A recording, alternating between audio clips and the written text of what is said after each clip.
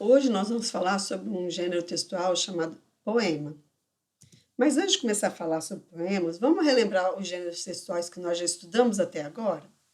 O primeiro que nós estudamos foi o Conto de Enigma. Vocês se lembram dele? A narração era escrita em prosa, era texto que não tinha rima, que não tinha versos. O número de personagens era um número pequeno.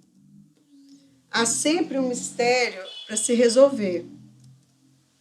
O foco principal desse texto, a maior parte do texto, fala sobre uma investigação. Aparece a figura de um investigador. E qual foi o outro texto que a gente conseguiu estudar também? Qual foi o outro gênero textual? Regulamento. O regulamento é um texto que é um conjunto de regras que vai servir para regulamentar o funcionamento de alguma coisa. Esse texto tem como registro de fácil leitura, ou seja, todos os parágrafos dele devem ser entendidos de maneira fácil e que não dê duplo sentido. É sempre escrito na terceira pessoa. Apresenta títulos e subtítulos. E os parágrafos são enumerados. O último texto também que a gente viu até agora foi o Instruções de Montagem.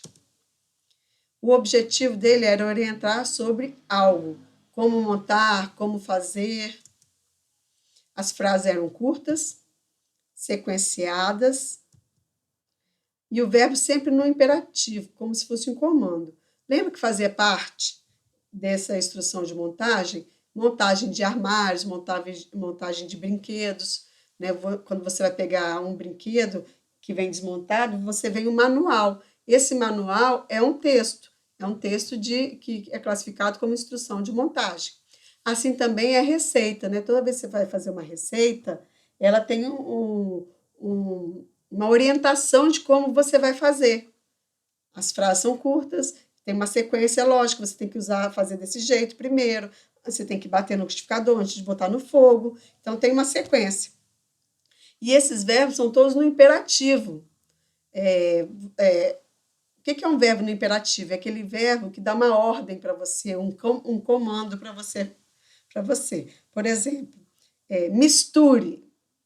Está te mandando fazer alguma coisa. Então, esse verbo misturar, ele está no imperativo, porque ele está te dando uma ordem. Adicione, coloque 3 xícaras de açúcar. Pegue a peça. Então, tudo isso são ordens, por isso que o verbo é no imperativo. Mas hoje nós vamos estudar sobre um gênero textual chamado poema. Vamos ver um exemplo aqui? Eu vou ler para vocês o poema A Porta, de Vinícius de Moraes. Eu sou feita de madeira. Madeira, matéria morta.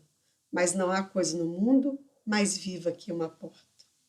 Eu abro devagarinho para passar o menininho. Eu abro bem com cuidado para passar o namorado. Eu abro bem prazenteia para passar a cozinheira. Eu abro de supetão para passar o capitão. Só não abro para essa gente que diz, a mim bem me importa, que se uma pessoa é burra como uma porta. Eu sou muito inteligente e fecho a frente da casa, fecho a frente do quartel, fecho tudo nesse mundo, só fico aberto para o céu. Então, esse é um texto de Vinícius de Moraes que fala sobre como se fosse a porta escrevendo sobre ela, né? Agora vamos ver o que é a característica do poema em cima desse exemplo que eu dei para vocês. Primeira característica, esse texto possui título. A porta é o título do texto. Ele é formado em versos, então ele não é escrito em prosa, ele é escrito em verso. O que é verso? Versos são as linhas de um poema. Eu sou feita de madeira. Essa primeira linha daqui é um verso. A segunda linha aqui é outro verso. A terceira linha aqui é outro verso. A quarta linha aqui é outro verso. Então, cada linha do texto é um verso. Ele é agrupado em estrofes, ou seja, o conjunto, cada grupo ali é chamado de estrofe. Por exemplo, os 4 primeiros versos aqui, é um grupo, tá vendo que isso aqui é um grupo? Então, isso daqui é a primeira estrofe.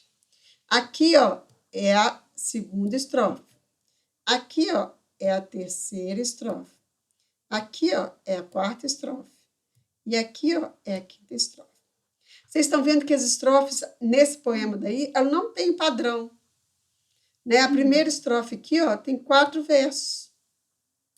A segunda estrofe aqui, ó, vai ter 8 versos. A terceira estrofe aqui, ó, também tem 4 versos. Olha essa estrofe daqui, ó, só tem um verso.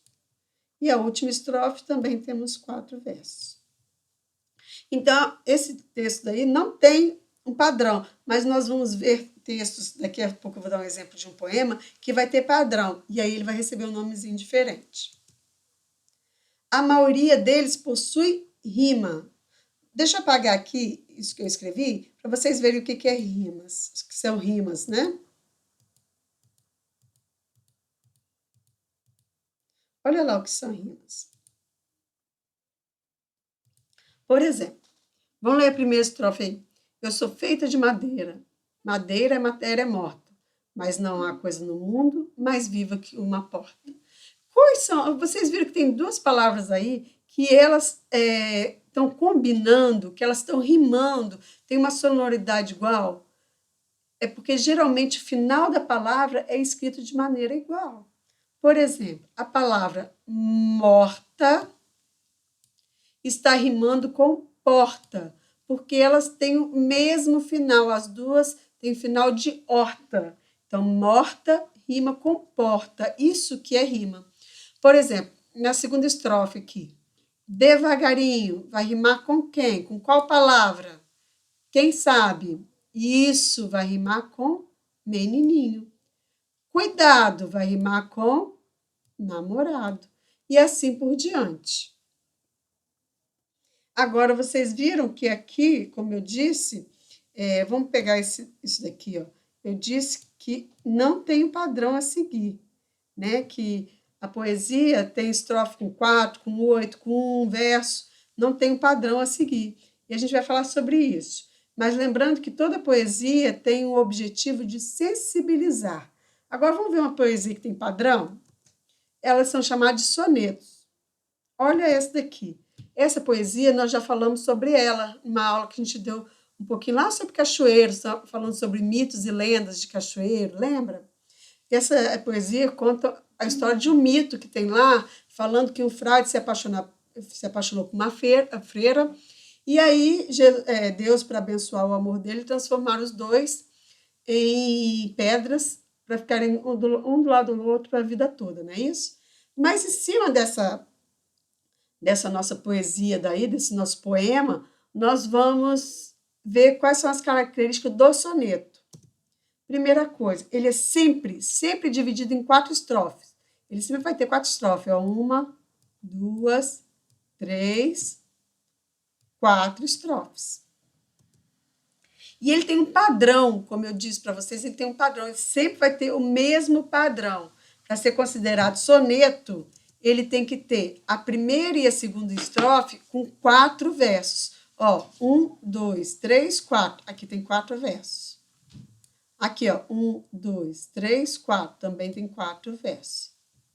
E a terceira e a quarta estrofe tem que ter 3 versos, ó.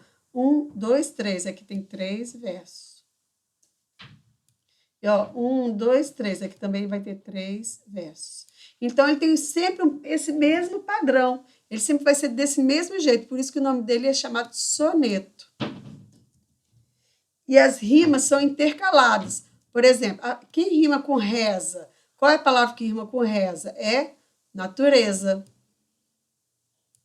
Quem rima com tristeza? É a certeza. Quem rima do lado? É o pecado. Então, está intercalando. Esse rima com esse rima com esse. Rima ímpar vai rimar com rima ímpar. Rima do verso par vai rimar com verso par. Espero que vocês tenham entendido. Um beijo bem grande para vocês.